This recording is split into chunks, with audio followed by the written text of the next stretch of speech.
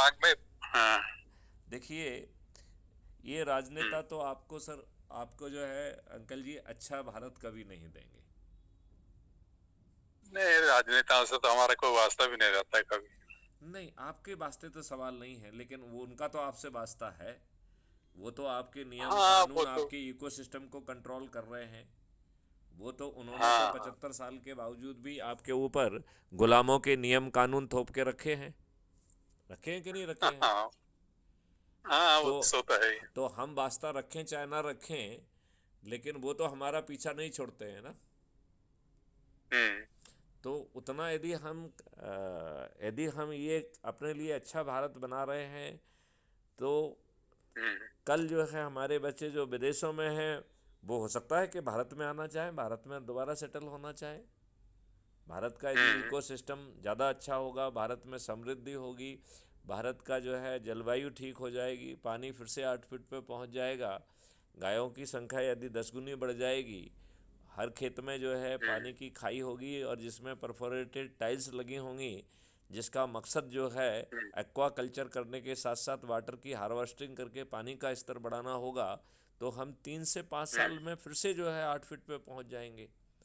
जमीन पर एक हाँ। भी जो है रासायनिक विष नहीं होगा, लिहाजा आपका हम्म। पानी जो है वो ठीक हो जाएगा। आपके संडास से हम्म। लेके आपके किचन में हानिकारक केमिकल हम्म। विलुप्त हो जाएंगे, ना तो उनको आयात किया जा सकेगा, ना ही उनका निर्माण किया जा सकेगा।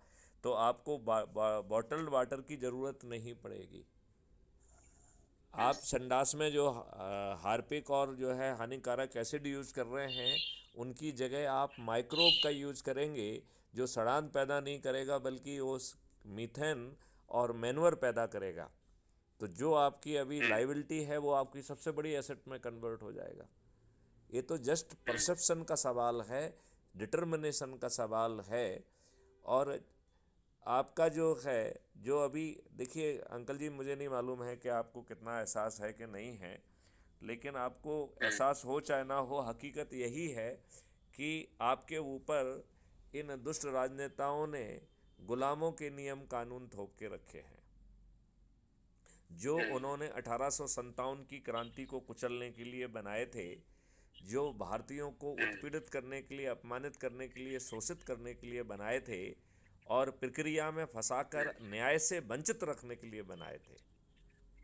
कोई भी देश अपने देशवासियों पर गुलामों के नियम कानून थोप के नहीं रखता है। और हम्म। और हमें लज्जा नहीं आती है, हम अपने आप को विद्वान कहते हैं। अंकल जी, आपको नहीं लगता है कि हमें अपनी विद्वत्ता पे लज्जा आना चाहिए? मुझे तो लगता है कि हमें अपनी विद्वत्ता पे लज्जा आना चाहिए। हम कैसे विद्वान अभी हैं? आपका हैं? अभी आपका बहुत लंबा समय जाना है। अभी आप यंग हो। ये सब काम आपको जो है करने को ठीक रहता है। मैं आपको बता अब ये रहा बुढ़ा। हूँ, यदि आप जैसे लोग जो है मेरे साथ जुड़ के हमारे लिए काम करेंगे, तो मैं 2024 से ही इस देश को बदलना प्रारंभ कर दूंगा। 2029 तक ये महापरिवर्तित भारत आपको और आपके बच्चों को मिल जाएगा। हम्म। क्या आप बिना उसके, और इससे सबसे बड़ी बात यह है कि आपका सोच और चिंतन सकारात्मक हो जाएगा।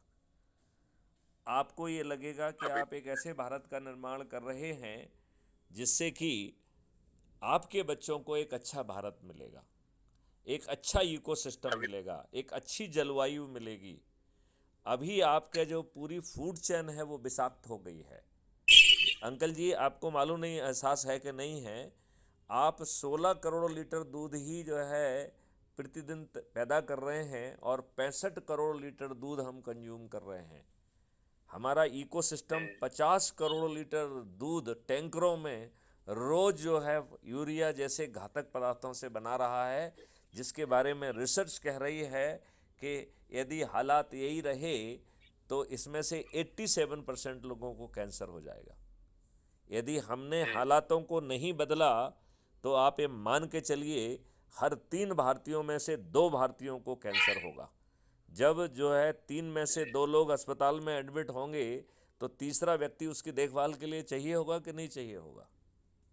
हम्म। तो हम्म। आप मुझे बताइए, जब देश की 99% पॉपुलेशन डायरेक्टली और इनडायरेक्टली कैंसर जैसी विभीषिका से जूझ रही होगी, तो वो भारत कैसा खराब भारत होगा। तो जब हम ये सब चीज़ें बड़ी आसानी से बदल सकते हैं, तो हम कहाँ पर लुप्त पड़े हुए हैं। आज आप देखिए, 2 जगह ही आपको भीड़ दिखेगी, एक कलारी की दुकान पर, दारू की दुकान पर, और दूसरा अस्पतालों में। आप बाजार में लोगों को देखिए, चेहरों पे खुशी ही नहीं है, ना उनकी वेशभूषा ठीक है, ना उनका आचार व्यवहार ठीक है, ना उनकी खुशबू है, फ्रीबी की आदत पड़ गई है, दारू की आदत पड़ गई है। बिल्कुल ठीक कह रहे हो। तो यदि हम इन हालातों को बड़ी आसानी से बदल सकते हैं, तो अंकल जी बताइए, आपको हमसे नहीं जुड़ना चाहिए? मैं आपको अभी लिंक भेजूंगा, उससे आप क्राइम फ्री भारत मिशन को से जुड़ जाइए, ऐप को डाउनलोड कर लीजिए, अपना फोटो डालिए। हाँ, वो अपना तो आपका मेरे पास आता रहता है। उससे काम अभी नहीं तो चले, एक काम कर, उससे काम नहीं चलेगा। अभी मैं थोड़ा सा बिजी हूँ कुछ दिन। क्या है, हाँ हाँ। बेटा आ रहा है हमारे से बाहर से। अच्छा, वो लंदन से आ रहा और है? वो गुजरात, हाँ गुजरात में कहीं उसके बहुत पुराने परिचित डॉक्टर हैं कहीं, हाँ हाँ। उसमें मुझे ले जाएगा ऑपरेशन कराने के लिए। नहीं तो आपको इसमें ऑपरेशन, तो घुटनों का ऑपरेशन कराना है ना? नहीं, घुटनों का नहीं कराना। और किस चीज़ का कराना है? मेरा नर्वस सिस्टम जो नर्व्स जो है, हाँ। वो सब परेशान कर रही हैं।